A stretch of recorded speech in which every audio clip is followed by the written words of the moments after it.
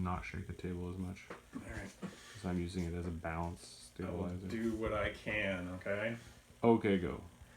Hey, Greg here for Portofel. Got Scott behind the camera. Behind the phone it is. And I'm going to talk about a very sort of unique warcaster, or warlock, sorry. Circle Orboros warlock called Wurmwood, the Tree of Fate. And he's got a little friend called Cassius, the Oathkeeper. And he saw some of the most dramatic changes from Mark II to Mark III. And he's very strong, and he has a very strong impact in terms of the meta and what you're going to see at tournaments. So not only am I going to talk about him, I'll talk briefly about how he affects the meta, maybe in a little later video, because we're going to split this up into a number of videos because he's kind of very complicated. So this video I'm going to talk about standard sort of components of what you're going to see in a Wurmwood list, and just his general abilities. So this is Wurmwood. He's a tree. Can't move on his own. He needs a little help to move on his own, and we'll get to that later. But he's a defense 5 immobile warlock. So that means he's auto hit in melee, and he can't move or be pushed or anything like that. And he's armor 18. He has advanced deploy, eyeless sight. He has a whopping 20 boxes. And some of his more important abilities are he collects souls within his command range of 10. He can have up to 3 souls, and those souls add to his armor. So with 3 souls, he can be armor 21, making his def 5 pretty unimportant in most circumstances. And important to note that those souls can be friendly. Yes, they can be friendly, they can be enemy, anything that he can pick up in his control area. He also has circular vision, so he can cast spells in any direction, and he has prowl, which gives him stealth when he's benefiting from concealment. I'm going to go quickly through his spell list. He's got Curse of Shadows, which is an armor debuff, and also a fantastic way to move through enemy models, because if you can go straight through them, you can go through them and not take free strikes. He's got Dark Path, which is one of the ways that he gets around, and he comes with Cassius the Oathkeeper, who is a Arc Node, and he's pretty ridiculously good. He's got 10 boxes, he's 14-16 with advanced deploy, Pathfinder, and he has Prowl. So one of his important abilities. He's also steady, just randomly. Has steady. And he has fertilizer on his weapon, which we'll talk about in another video when we talk about how you can create a strong defensive position with Wurmwood. He has Hellmouth, which is an extremely strong control spell. You look at it, and it initially looks like an offensive spell, but really it's a control spell. It's for moving models, changing the table state to suit what you want to try to do that turn.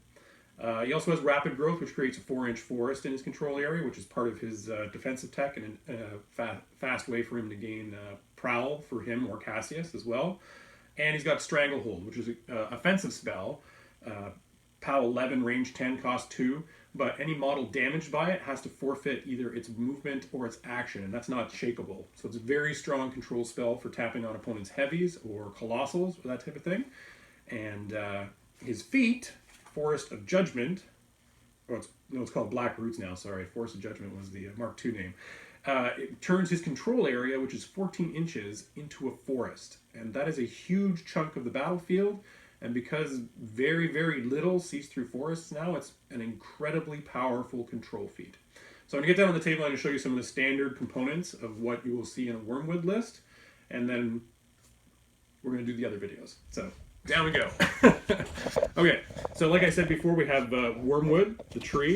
Like I said, he cannot move on his own accord. He has to have some other help to do that. So he has Cassius. Cassius is an Arc Node, and he also can be used to Dark Path. And Dark Path is a cost 2 spell, and as long as Cassius is within Wurmwood's control area, he can spend 2 and either place Cassius within 2 inches, completely within 2 inches of himself, or he can place himself completely within 2 inches of Cassius. So it can be used 2 ways. It can be used to run Cassius out, to use as an Arc Node, zap, zap, zap out some spells, and then Dark Path Cassius back to safety to Wurmwood. Or it can be used to place Wurmwood within 2 inches of Cassius and get around the table. The only other way that he's capable of moving is with the aid of shifting stones. So just like any other model, he has to be within the triangle of the shifting stones, and then he can be placed completely within 8 inches of his current position. And in most, if not all, Wurmwood lists, you're going to see 2 sets of stones. And we're going to do a separate video about his mobility and attacking his mobility later, but that's something you will see with them, and they're going to be a high priority target for you.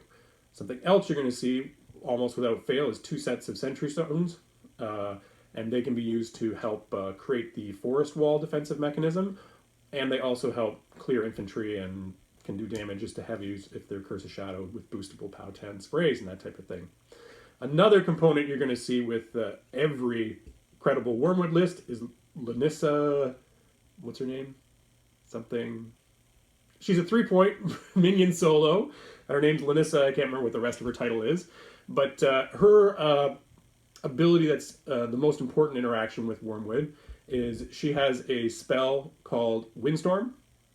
And enemy models that begin their activation within her command range of 9 inches lose Pathfinder. So if you use that in conjunction with the feat or the forest wall, and you can tag opponents' heavies or important models that are close enough to you to get into the forest, you can prevent them from having Pathfinder and slowing them down a lot. Besides that, she also has Prowl, which is great, and she's defense 15, and she has Hunter's Mark, which can be used to increase threat range and get free charges and that type of thing.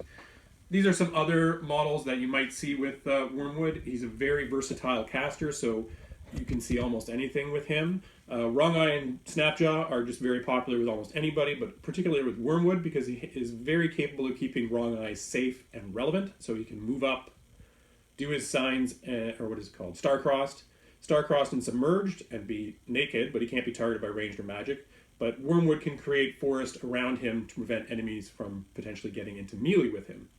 And with Curse of Shadows and Hellmouth, and the fact that this Snapjaw charges very far on living models, he can become a very powerful assassination piece. Other models you can see, the Argus, Wild Argus, and he has a great Animus. His Animus makes undead and living enemy models within 2 inches of him def 5, and they can't run or charge, and you can use that in conjunction with Dark Path to place Wurmwood within 2 inches of, say, your opponent's Warcaster, drop their defense to 5, and then deliver something to kill them. Purebloods are also very popular with Wurmwood, as are Gederic and Stalkers. Like I said, it's across the board. You can almost use any War Beast with him. And frequently what you'll see is some sort of unit, not necessarily Reeves. I just have them out because that's what was in my bag. But you'll frequently have some sort of unit, whether it's Blood Trackers, or Wolves of Orboros, or Reeves, or something like that, that will provide Wurmwood with souls to keep him powered up. And something else also I quickly mention is that the souls at the beginning of your control phase change into Fury. So if he has 3 souls, he's going to be Fury 10 for that next turn, giving him a lot of capabilities of doing massive game-changing spells on the tabletop. He can shoot out 2 Hellmouths with 10 Fury. He can stranglehold a couple heavies. He can do a lot of stuff. And the living unit or an undead unit, like say this Bokor and Swamp Shamblers, can also be used in conjunction to make the forest wall, because Cassius has fertilizer on his weapon, and I'll talk about that in a separate video. So those are the sort of basic rules on Wurmwood and the standard sort of components you're going to see in a Wurmwood list. Definitely check out our other videos where we talk about more specific items on Wurmwood.